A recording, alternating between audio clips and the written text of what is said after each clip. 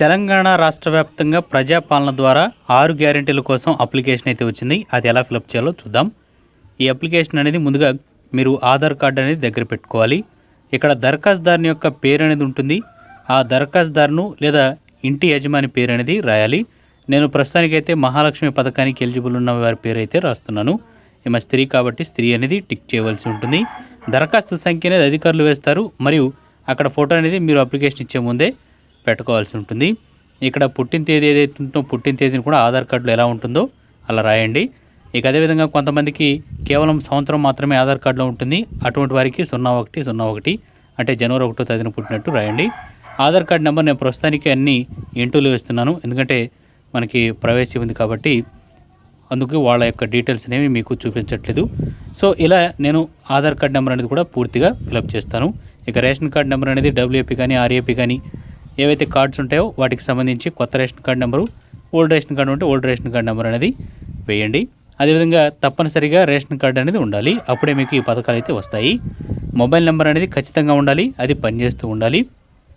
దాని యొక్క నెంబర్ అనేది ఇక్కడ వేయాలి. వృత్తి అనేది వ్యవసాయ కూలీ కాబట్టి వ్యవసాయ కూలీ అని నేను మెన్షన్ చేశాను.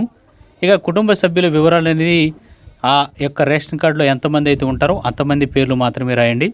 సో ఇక ఫ్యామిలీలో యాడ్ చేయకపోతే అటువంటి వారి పేర్లు అనేవి కూడా రాయండి, అంటే రేషన్ కార్డులో లేనివి. నేను ప్రజెంట్ రేషన్ కార్డులో ఉన్న వారి వివరాలు రాస్తున్నాను.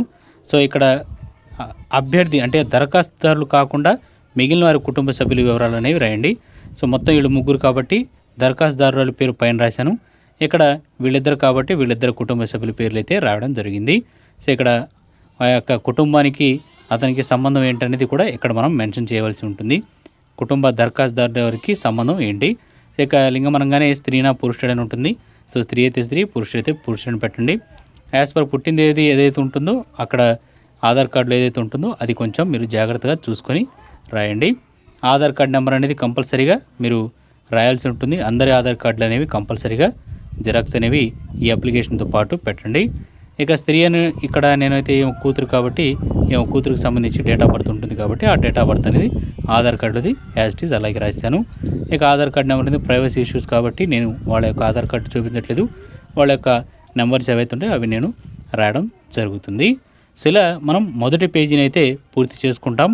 ఇక్కడ ఫోటో అనేది కంపల్సరీగా పెట్టుకోవాల్సి ఉంటుంది. ఫోటో అనేది మీరు కంపల్సరీగా అతికించండి అప్లికేషన్ ఇచ్చేటప్పుడే. సో దరఖాస్తు సంఖ్య అనేది మీరు వేయాల్సిన పని లేదు, దరఖాస్తు సంఖ్య అనేది అధికారులు వేయడం జరుగుతుంది. సో ఇది మాత్రం గుర్తుపెట్టుకోండి. ఇలా మొదటి అప్లికేషన్ అనేది మొదటి పేజీ అనేది మనం పూర్తి చేయడం జరిగింది. ఇక్కడ రెండో పేజీ ఉంటుంది. ఇక్కడ రెండో పేజీలో మీకు 10వ కాలంలో చిరునామా ఉంటుంది. ఈ చిరునామా అనేది మీ యొక్క ఆధార్ కార్డులో ఏదైతే ఉంటుందో అడ్రస్సు అది పూర్తిగా ఇక్కడ మెన్షన్ చేయండి. ఇంటి నెంబరు లేదా వీధి అని ఉంటుంది, ఇంటి నెంబరు వీధి 2 రాసేయండి.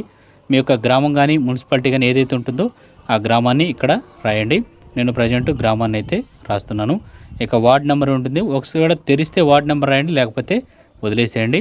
మండలం అనేది ఉంటుంది, మండలం కూడా మీ ఆధార్ కార్డులో ఉంటుంది. ఆ ఆధార్ కార్డులో మండలం ఏదైతే ఉందో అది ఇక్కడ రాసేయండి. ఆ తర్వాత జిల్లా ఏదైతే వస్తుందో ఆ జిల్లా అనేది కూడా ఇక్కడ మీరు క్లియర్గా రాయవలసి ఉంటుంది. ఇక్కడ మనం ఈ యొక్క ఏవైతే బేసిక్ డీటెయిల్స్ ఉంటాయో ఇవి పూర్తి చేసాం. ఇక్కడ పథకానికి సంబంధించి అప్లికేషన్ అనేది మనం పెట్టుకుంటున్నాం కాబట్టి ఈ అభయహస్తం గ్యారంటీ పథకాల్లో లబ్ధి పొందడానికి మనం ఏ పథకానికైతే లబ్ధి ఉంటామో ఆ పథకాన్ని మీరు టిక్ చేసుకోవాల్సి ఉంటుంది. అధికారులు వీటిని టిక్ చేసుకున్నంత మాత్రాన మిమ్మల్ని ఆ పథకంలో తీసుకుంటారనేది తెలీదు. కాకపోతే ఎందుకంటే వెరిఫై అనేది చేస్తారు కాబట్టి కంపల్సరీగా మీరు జాగ్రత్తగా అయితే ఫిలప్ చేయండి. ఇక్కడ ప్రతి నెల 2500 రూపాయల ఆర్థిక సాయం పొందడానికి అర్హులు అంటే ఎస్ టిక్ పెట్టాను. 500 రూపాయలకి గ్యాస్ కావాలంటే ఎస్ టిక్ పెట్టాను. అదేవిధంగా గ్యాస్ కనెక్షన్కి సంబంధించి నెంబర్ అనేది కంపల్సరీ ఉంటుంది, అది రాయాలి. దాంతోపాటు గ్యాస్ కంపెనీ చేస్తున్న కంపెనీ ఏదైతే సరఫరా చేస్తున్న వాళ్ళ యొక్క గ్యాస్ కంపెనీ పేరు, సంవత్సరానికి వినియోగిస్తున్న సిలిండర్లు ఏదైతే ఉంటాయో అన్నీ మీరు మ్యాక్సిమం నాకు తెలిసి 9 కంటే ఎక్కువ వాడరు, 9 లోపే వేసుకోండి. ఇక రైతు భరోసా పథకం ఎవరి మహిళల పేరు మీద రావచ్చు లేదా జెంట్స్ పేరు మీద రావచ్చు, ఎవరి పేరు మీద ఉన్నా కానీ వాళ్ళు రైతు కాబట్టి వాళ్ళ యొక్క వివరాలు అనేవి రాసేయండి. పట్టా పాస్బుక్ నెంబర్ ఉంటుంది పీబీ అని, సో ఆ పీబీ అనేది దాని పక్కన నెంబర్స్ అయితే రాసేయండి. నేనైతే ప్రజెంట్ తక్కువ రాస్తున్నాను, ఎందుకంటే ఎదుటి వాళ్ళు ఇది కొంచెం స్పామ్ చేసే అవకాశం ఉంది. ఆ యొక్క సర్వే నెంబర్స్ ఏవైతే ఉంటాయో ఆ సర్వే నెంబర్స్ అనేవి కూడా మీరు ఇక్కడ ఈ విధంగా రాసుకోవాల్సి ఉంటుంది. ఎన్నైతే మీ యొక్క సర్వే నెంబర్స్ ఉంటాయో అన్ని సర్వే నెంబర్స్ ఇక్కడ మెన్షన్ చేయండి. అదేవిధంగా ఇక్కడ వ్యవసాయ కూలీలు ఎవరైతే ఉంటారో వాళ్ళకి పొలం ఉండదు, అటువంటి వారికి మాత్రం ఈ జాబ్ కార్డ్ అంటే ఎంజీఎన్ఆర్జీఎస్ కింద ఉపాధి హామీ పథకం అదేనండి కరువు పని అంటుంటారు కదా, ఆ కరువు పనికి సంబంధించి జాబ్ కార్డ్ నెంబర్ అనేది మెన్షన్ చేయాలి. అదేవిధంగా ఇందిరమ్మ ఇళ్ళకు సంబంధించి కూడా ఉంది. ఒకవేళ మీరు ఇల్లు కట్టుకోవాలి, ఆర్థిక సాయం కావాలనుకుంటే కూడా ఇక్కడ మీరు ప్రజెంట్ పెట్టుకోవచ్చు. నేనైతే పెట్టట్లేదు, వీళ్ళకి 2 పథకాలు మాత్రం వస్తాయి కాబట్టి అవైతే నేను మెన్షన్ చేయడం జరిగిందనమాట. సో ఇది 3 పథకాలకు సంబంధించి రెండవ ఫారం. ఇక్కడ మూడో ఫారం ఉంటుంది. ఇక్కడ గృహజ్యోతి పథకం మనందరికీ తెలిసిందే. కుటుంబానికి ప్రతి నెల 200 యూనిట్ల వరకు ఉచిత విద్యుత్ ఉంటుంది. మీ నెలసరి గృహ వినియోగం అనేది ఎంత ఉందో ఇక్కడ మీకు తెలుసుకోండి. కరెంట్ బిల్ ఉంటుందిగా, సో దాంట్లో ఉంటుంది మీకు ఎన్ని యూనిట్లు వచ్చిందనేది. మ్యాక్సిమం అందరికీ 100 నుంచి 200 లోపే వస్తుంది. కొంతమందికి 100 యూనిట్లు కూడా రాదు. నేనైతే ప్రజెంట్ 100 నుంచి 200 యూనిట్లు వస్తుంది వీళ్ళకి, అది పెట్టాను.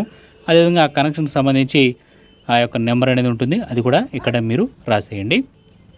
ఇక్కడ పెన్షన్లకు సంబంధించి అప్లికేషన్ అనేది ఇచ్చారు. సో చేయూత పథకం కింద ఈ 4,000 రూపాయలు వృద్ధులకు మరియు వికలాంగులకు 6,000 రూపాయల పెన్షన్ అయితే ఇవ్వడం జరుగుతుంది. ప్రస్తుతం పెన్షన్ పొందుతున్న వారైతే దరఖాస్తు చేయనవసరం లేదనమాట. ఒకవేళ వికలాంగులు అయితే మాత్రం సదరన్ సర్టిఫికేట్ నెంబర్ అనేది కంపల్సరీగా ఉండాలి, అది ఇష్యూ అయి ఉండాలి.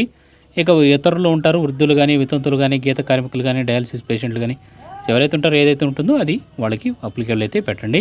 మ్యాక్సిమం వృద్ధాప్యం లేదా వితంతులు ఉంటారు, వాళ్ళిద్దరిలో ఏదో ఒకటి పెట్టేసేయండి. ఇక్కడ జత చేయవలసిన అప్లికేషన్కి సంబంధించి ఉంటుంది. ఇక్కడ తప్పనిసరిగా అందరి జిరాక్స్లు పెట్టాలి, ఆధార్ కార్డు, తెల్ల రేషన్ కార్డు అనేది పెట్టాల్సి ఉంటుంది. ఇక అదేవిధంగా ఇక్కడ సంతకం అయితే సంతకం, వేలిముద్ర అయితే వేలిముద్ర. ప్రజెంట్ ఏమో వేలిముద్ర వేస్తుంది కాబట్టి నేను వేలిముద్ర అనేది ఇక్కడ పేరు రాసి నిశాని అనేది పెడుతున్నాను. అదేవిధంగా ఇక్కడ పూర్తి పేరు మరియు తేదీ అనేది కూడా రాయవలసి ఉంటుంది. మీరు ఏ తేదీని అయితే అప్లై చేస్తూ ఉంటారో ఆ తేదీనే మీరు ఇక్కడ రాయవలసి ఉంటుందన్నమాట.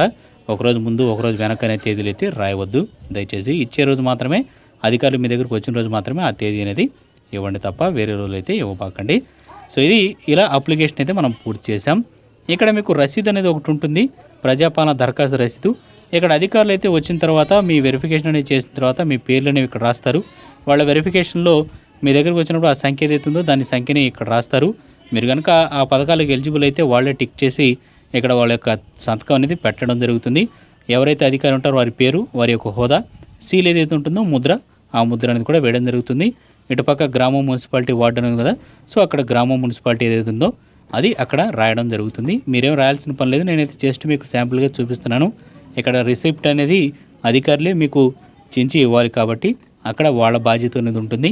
ఆ రిసిప్ట్ అనేది దరఖాస్తు సంఖ్య, జీపీ యొక్క వార్డు కోడ్ అనేది ఉంటుంది, అవన్నీ కూడా మెన్షన్ చేసి మీకు ఇవ్వడం జరుగుతుంది. సో ఇలా మీరు మొత్తం అప్లికేషన్ ఏదైతే ఉందో ఇది జాగ్రత్తగా ఫిలప్ చేయండి. సో ఈ విధంగా నేను ఫిలప్ చేసినట్టు చేయండి. కొంచెం తప్పులు ఉన్నా కానీ మ్యాక్సిమం మీరు తప్పులు చేయకుండానే ఫిలప్ చేయండి. తప్పులు ఉంటే మాత్రం ఇంకో కొత్త అప్లికేషన్ తీసుకొని ఫిలప్ చేయండి. సో కొన్ని అయితే మీరు జాగ్రత్తగా ఫిలప్ చేయాల్సి ఉంటుంది. ఒక పథకానికి అప్లై చేసుకునే విధానం ఇది.